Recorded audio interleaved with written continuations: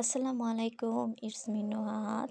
আশা করি সবাই ভালো আছেন, আমিও ভালো আছি আলহামদুলিল্লাহ। তো আজকে বরাবরের মতো আমি ওল্ড একটা রেসিপি নিয়ে হাজির হয়েছি। রেসিপিটা হইল গিয়া মহামাছ দি নয়া আলু দিয়া। আপনারা কে কোন জেলা থেকে আমার এই ভিডিওটা দেখা তা আমি জানি না, এবং মহামাছরে আপনারা কোন নামে ডাকেন আমারে প্লিজ কমেন্ট বক্সও কমেন্ট করে জানাইবা। আমরা যারা সিলেটি কুট্টি আছি এরা তো মহামাছ হইয়াই আয়, এর কারণে আমি নিজেও মহামাছ সিলেইলাম।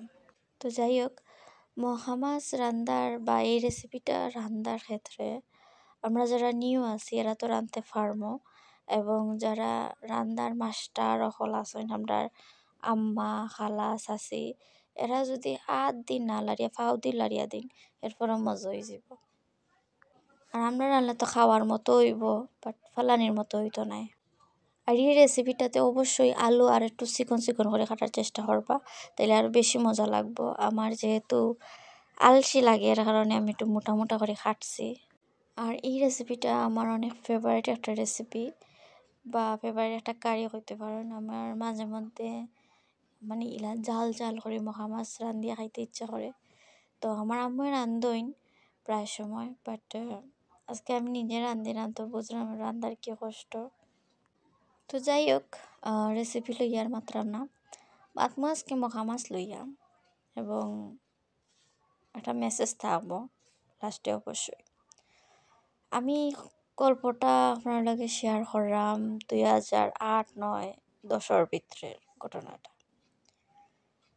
2008-9-10 আমার আব্বাই মহামাছের সময় কিনতা 100 টাকার মহামাছ কিনতা, বড় বোল দি এক বোল হয়ে যেত, 3জনে 4জনে বইয়া বানাইয়া শেষ করা যেত না। বাট 2 দিন আগে যখন আমার আম্মা মহামাছ লইছেন, আমি একলা বানাইছি বইয়া, বিশ্বাস করবা না যে 10 টিকি যে জুড়ি, ছোটো জুড়ি ওগুদি এক জুড়ি হয়েছে না মাছ। তো চিন্তা করো কি দিন আসলো আর কি দিন হইছে। আর এটাও অবশ্যই চিন্তা করবা আমরা দিন কতটা কমিয়ার। তো সবাই আশা করি দিনের পথে আইবা, আল্লাহরে স্মরণ করবা বেশি করে সব কাজও, এন্ড মনের ভিতরে ইমান ঢুকাইবা যত বেশি তত বেশি আগামী জীবন সহজ ও সুন্দর হইব। তো সবাই ভালো থাকবা। আমার ভিডিও ভয়েস যারা ভালো লাগে থাকে please like comment share and subscribe করবা, অ্যান্ড আমার বেশি বেশি করে সাপোর্ট করবা। সবাই ভালো থাকবা। আসসালামু আলাইকুম, দেখা হইব নেক্সট কোনো ভিডিও।